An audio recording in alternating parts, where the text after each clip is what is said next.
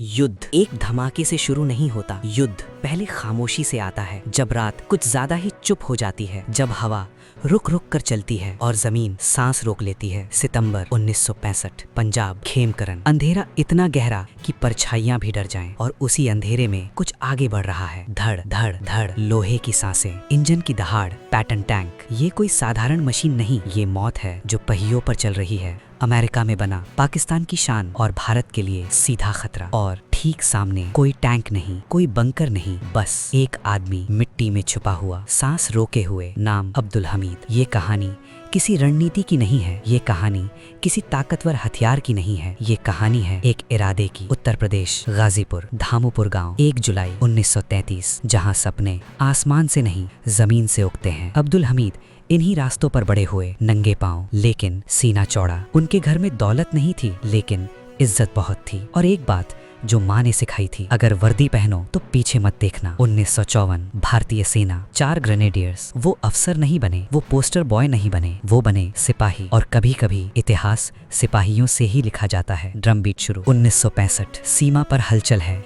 Radio पर खबरें तेज हैं। पाकिस्तानी फौज खेमकरन की तरफ बढ़ रही है। आगे आगे पैटर्न टैंक, पीछे पीछे मौत। भारतीय पोस्ट पर हथियार कम है, लेकिन हौसला पूरा। और उसी लाइन में अब्दुल हमीद, उनके सामने रिकॉइललेस गन, एक छोटा सा हथियार बहुत बड़े दुश्मन के लिए। 10 सितंबर 1965, सुबह। कोहरा इतना घना कि दुश्मन दिखता नहीं, बस सुनाई देता है। धड़ धड़, पहला पैटर्न टैंक नजदीक आता है। अब्दुल हमीद आंखें बंद करते हैं, मिट्टी को छूते हैं और निशाना साधते हैं। धमाका, आग का गोला, आसमान हिल जाता है। पहला टैंक खत्म। दुश्मन चौंकता है। दूसरा टैंक तेजी से आगे बढ़ता है। अब्दुल हमीद अपनी जगह बदलते हैं, घुटनों के बल मिट्टी में। धमाका, दूसरा टैंक खामोश। Radio crackle, 1 Indian soldier, he is stopping अस। अब डर फैल चुका है, अब गुस्सा है। एक नाम गूंजता है, मेजर एहसान मलिक, पाकिस्तानी टैंक कमांडर। आदेश मिलता है, मैं खुद जाऊंगा। उनका टैंक सीधे आगे बढ़ता है। गोलियों की बारिश, धुआं, आग। अब्दुल हमीद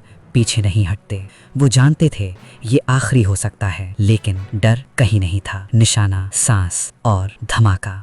मेजर एहसान मलिक का टैंक ध्वस्त, कमांडर मारा गया। अब युद्ध रुक सा गया है। एक सिपाही पूरी टैंक बटालियन को झुका चुका है। 1, 2, 3, 7 पैटर्न टैंक। इतिहास लिख दिया गया।